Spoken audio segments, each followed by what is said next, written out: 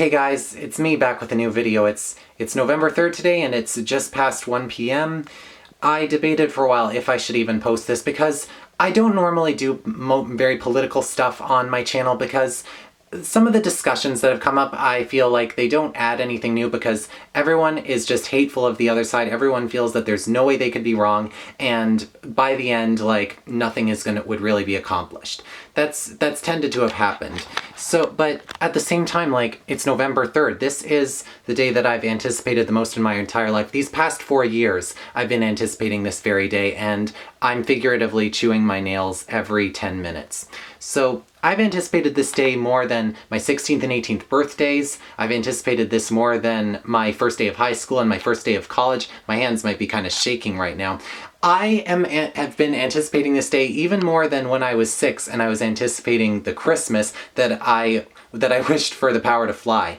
But seriously, Trump is everything I hate in a person. A complete monster, a complete dictator, someone who completely disregards life, and someone who just disregards science, and people who are in worse positions than him. Anyone who doesn't fall under his strict neo-Nazi base and white supremacist base as well. You get exactly what I am saying.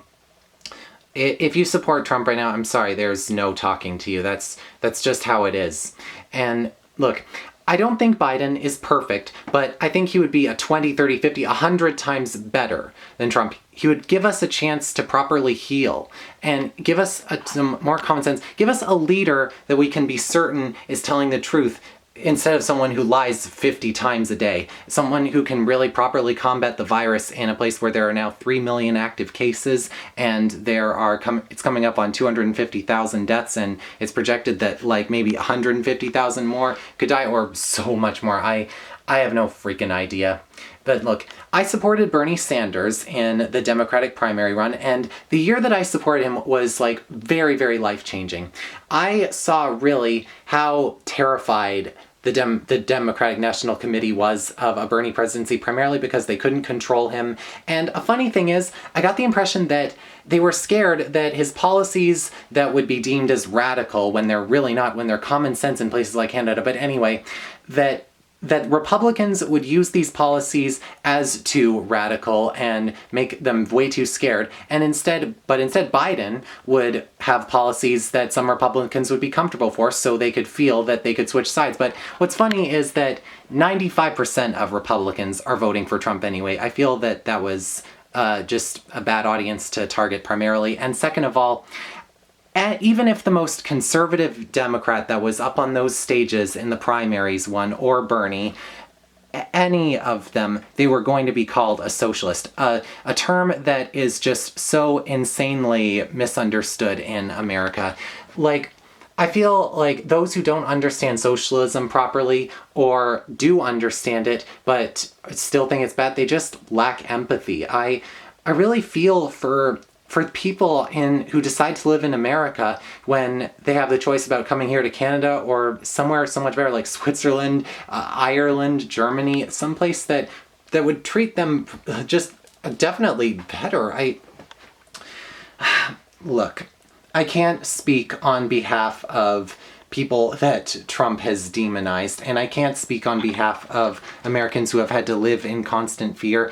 I've been asked, like, I'm a Canadian, so why am I so concerned? Why am I butting in so much? Well, Canada is influenced by Trump quite a bit as well. How Trump is able to, in a way that I would put it, is legally steal, how he's able to get away with so much, and his tax breaks for corporations, his stealing basically in broad daylight, and how he really advocates for things that have no proof that they would even work, especially his mistreatment of absentee and mail-in ballots. They seem to inspire a lot of Canadians that with the proper army they can get away with so much inhumanity, and so I don't know what is going to happen. I have more hope than despair because of all the record numbers, but I remember when I think it was November 2nd, 2016, I saw the New York Times article that said Hillary Clinton had an 85% chance of winning, and so I thought,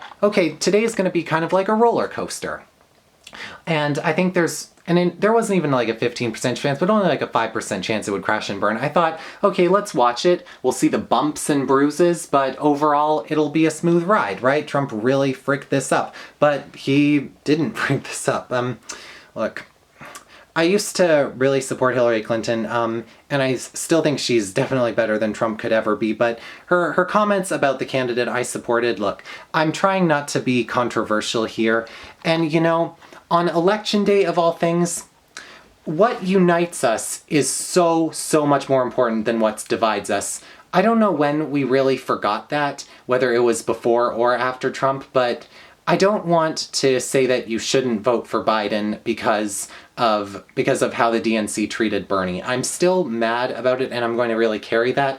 And honestly, just the last point about this, 83% of people, when it came down to Biden or Bernie, supported Bernie. 83% of people in my age group did. And, well, that's because, Joe Biden said that we don't want a revolution, but we really, really do. We kind of need it because we see all of the income inequality and we see all the generations of pollution that are now on our doorstep. And, well, there are policies that really need to be changed. There really does need to be a revolution, and with Trump it's impossible. With Biden, I'm at least glad that he's willing to have empathy for those that might politically hate him, and I just want a president who is willing to listen to science, is willing to not dehumanize non-Caucasians.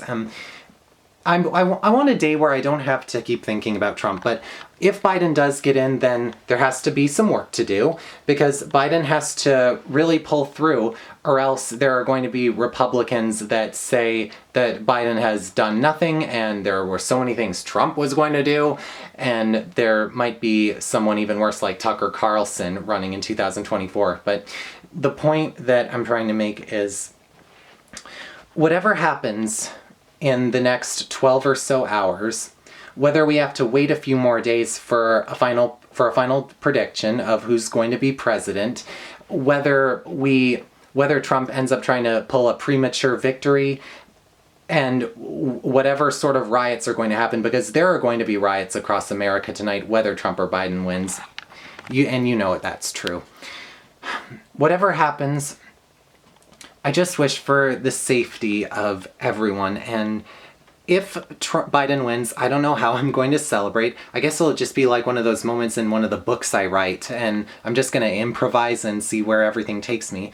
But if Trump wins, then all I can say is, I hope that Justin Trudeau allows the borders to be open for any Americans who feel unsafe, who feel that their lives really, really are at risk now. I know that there are so many COVID cases in America right now, but I feel it would be the proper humane thing to do, to let people who are scared of for their lives come here. Canada is not perfect, but it's definitely a lot safer, especially in these trying times.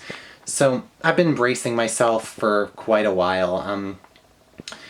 And so, let's see, I guess I just have to make sure I have the serenity to accept the things I cannot change, and also hope that not only will there be a Biden victory and that the Senate will be taken back by Democrats, but these next 4 years will give me more hope for my future.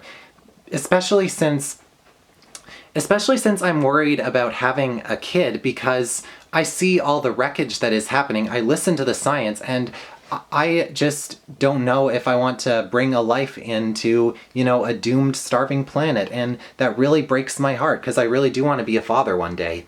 But look, this has been a gloomy video, I know. I want to have hope that, and quote the polls on a Biden victory, but I just want to make sure that you know that if you're an American and you support Biden and you went to vote for him, then that is incredible, and I wish you guys all the best tonight. On Twitter, there's a trending page saying, as a Canadian, and everyone is praying. There was this gif of RuPaul saying, and don't fuck it up, but I'll see you guys tonight. Let's hope for the best. Bye.